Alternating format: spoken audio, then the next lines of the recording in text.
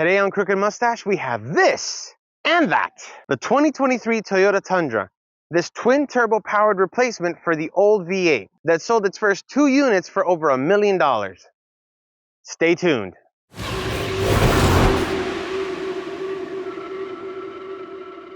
So first, let's start with a quick overview. One of the biggest things Toyota can tout about the Tundra is its American made. Since its debut in 1999, it has been designed and built here in the US. It was introduced as the big brother to the Tacoma, which at the time competed with the Ford Ranger, the S10, Sonoma, and the like.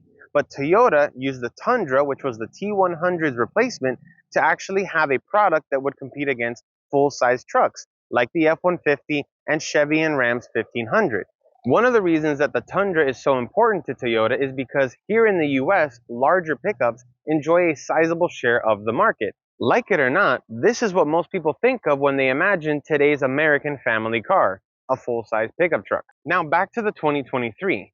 It's available technically in 7 different trims, but across that you get 2 cabs, 3 beds, and 2 powertrains. But before we go any further, let's step inside. Now, stepping inside the new Tundra, each trim level gets a tailored look. For example, here in the Capstone, the paneling is actually dark walnut with Capstone backlit in several places. The 1794, which pays tribute to the TMMTX plant from where it's built, has lighter walnut with the 1794 badge laser etched into the front console. Now, depending on the trim level is what you'll actually see ahead. Now, ahead of you is the standard instrument cluster on the SR, SR5, and Limited. Now, as an option on the Limited and standard from the Platinum up, you'll get the 12.3-inch Toyota Digital Cockpit, a fully configurable LCD screen to provide all of your vehicle information, speed, trip, fuel, everything in a digital cluster, which is configurable to suit your driving needs. Moving to the center, again, it varies on the trim level you purchase. Now you can go for the plebeian 8-inch touchscreen, which comes on the SR and the SR5, each with a respective 6 or 9 speaker system, depending on if you get the double cab or the crew cab. Now, standard from the Limited up is this 14-inch touchscreen, which is absolutely enormous and crystal clear. Like I said, this comes standard from the Limited up, and it also has the same 6 or 9 speaker configuration depending on the trim level associated with the cab. For example, if you get a double or the crew cab. But moving on up from that, if you get the Crew Max, you can actually opt for the 12 speaker JBL sound system, which takes this to a whole new level. Now, from here is where you'd access some of the additional features that come on the higher end trim levels.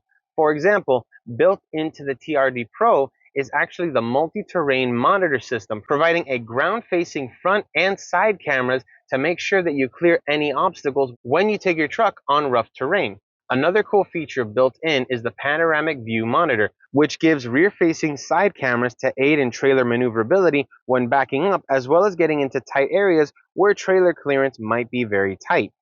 Now, below that, you get the AC controls, where normally I would say you get a knob for your temperature, a knob for your passenger's temperature. Here you actually get this interesting row of toggles, which actually seems pretty cool and gives a nice, satisfying tactile feel. Something also worth mentioning, even though I live in Florida, I can imagine in a colder climate easily being able to activate these buttons while wearing gloves, and that's something most people don't think about. Now, to the side of it, you've got your USB port, which is dedicated for the infotainment system. Below that, you've got a few more buttons. In addition to some other AC controls, you've also got controls for your heated and ventilated seats. Now, moving on down, you've got the center console, which is going to look different from one trim to the other. For example, in the Platinum, the 1794, and here in the Capstone, you've actually got a little door that covers your cup holders and keeps everything looking nice and sleek. In the TRD Pro, you might not want this because who knows what might end up inside the cab. So this is left open to ensure that there's no little hidey holes for any dirt or anything like that to accumulate. Again, this is assuming you're going to take it off-road. In front of that, where equipped, you've got your Qi charger, and you've got the shifter, which will be dressed differently depending on the trim levels. Behind that, when you have four-wheel drive, you'll find your four-wheel drive controls for high and low, as well as your drive modes, which here is the drive mode selector and the tow haul. If you have the TRD Pro, you actually get 2 more options. You're going to have 2 more buttons right here, which is the MTS or multi-terrain select.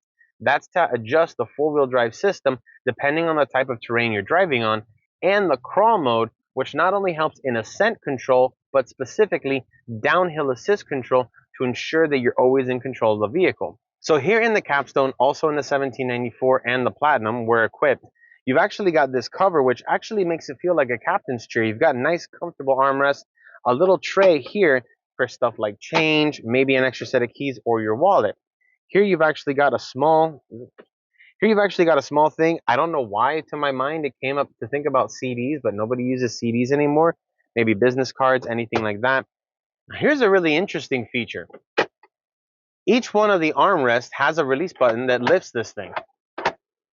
Equipped here in the Capstone, and I'll make a note if it's an option on any other trim level, there's a safe. Legit, with a key or a combination. I wonder what people might put in it, if you know what I'm saying, Demolition Ranch. In addition, there's even more storage down here. It's really clear to see why Toyota touts the Capstone as a luxury sedan level of equipment when it comes to what the Capstone has to offer. Before we move on to the back seats, we're also going to talk about the front seats. Now up here, both the driver and passenger get full power, with the passenger seat also having 10 options: forward, back, height adjustment, which is not in every vehicle. There's also the backrest, and four-way lumbar support, which is also available in the driver's seat in addition to seat memory. One of the few things not available on the passenger seat. So also something worth mentioning from the front seat, you've got this huge panoramic sunroof, which comes as standard from the Platinum up, which is an absolutely huge. As a note, you can get the panoramic sunroof on the Limited with the CrewMax cab as a $1,350 standalone option, or as part of the panoramic roof with options package for $3,795, or the top of the range TRD off-road package for $5,115, both coming with additional equipment. So from the driver's seat, you can control pretty much everything you need to. Now, in addition to all the features you'd expect to find in a car of this caliber today, there's also Toyota's 2.5 suite of safety features. Radar-guided cruise control have been upgraded to full stop-and-go systems, which means it truly becomes a pedal-less drive when you're using the car. Now, one last thing I almost forgot before we actually move on to the back seat is the all-important water bottle test. 32-ounce, wider at the bottom. Fail. Does not fit. Of course, it is a big bottle because a standard bottle does fit. Onto the back seat. Now, before we actually check out the back seat for passenger compartments, I did want to point this out. Since there really isn't a pass-through for additional cargo, this is the space you would use if you were going to keep anything in your cab. So this is how it would look. Back here, you've got a 60/40 folding rear seat. So you've got, here's the 60, which actually hides the JBL sub behind it. And here's the other half. Now, this is what you would do just to have the seats down, but you can go a step further. But if you'd rather not do that, you can actually pull the bench seats up and store anything you need here on the floor to protect your rear seat. Again, since this doesn't have a pass-through, this is the way you would make use of additional storage if you didn't need to have rear passengers.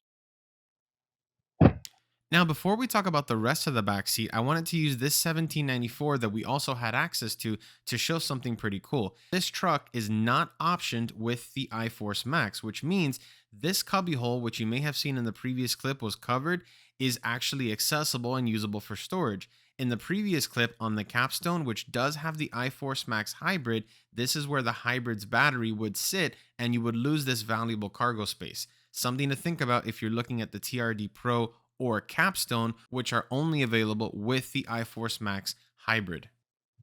Now, climbing inside, we can quickly do the bottle test, which does fit in the rear cup holders, but probably not in the ones designated here in the armrest.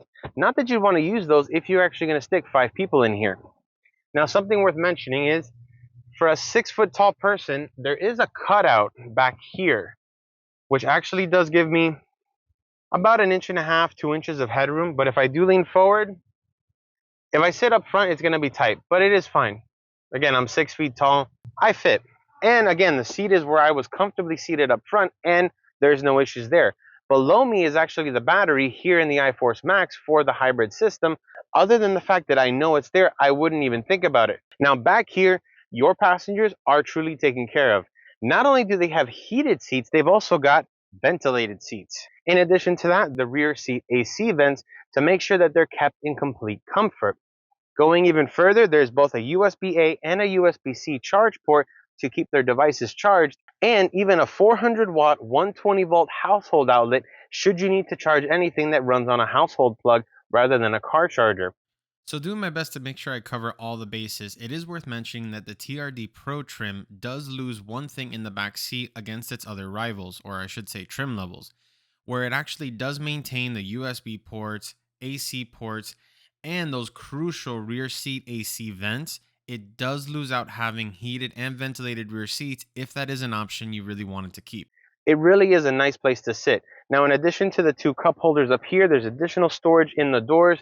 It really is someplace where I could see myself actually spending a long road trip back here in complete comfort. One of the other things, as I mentioned, that giant panoramic roof, you have a beautiful view from here. So if you're considering getting one of these and you've got small kids or people who like to stargaze, just remember that if you go for this one, they're probably going to be more interested in what's above you than what's in front of them. This is pretty cool. And with that, we'll move on to the outside. Now, given the fact that the Capstone is the top trim of all levels, it's really nice to see that they've gone that little extra step to make things a little bit more comfortable, especially with their tailgate.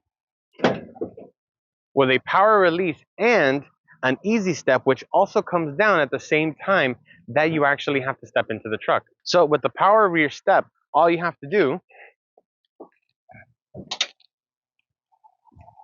and so with the power rear step, it's easy to get in and out of the bed of your vehicle. It's also worth mentioning that this is actually factory coated from Toyota, so you don't have to worry about any rust issues because this comes ready for any tough work, even though this is the luxury level of truck. Add to that, this thing comes pre-mounted with tracks ready for a bed cover, and in addition to the AC port you get inside, you also get a 400-watt AC port right out here, which means this thing is perfect for tailgating or camping trips.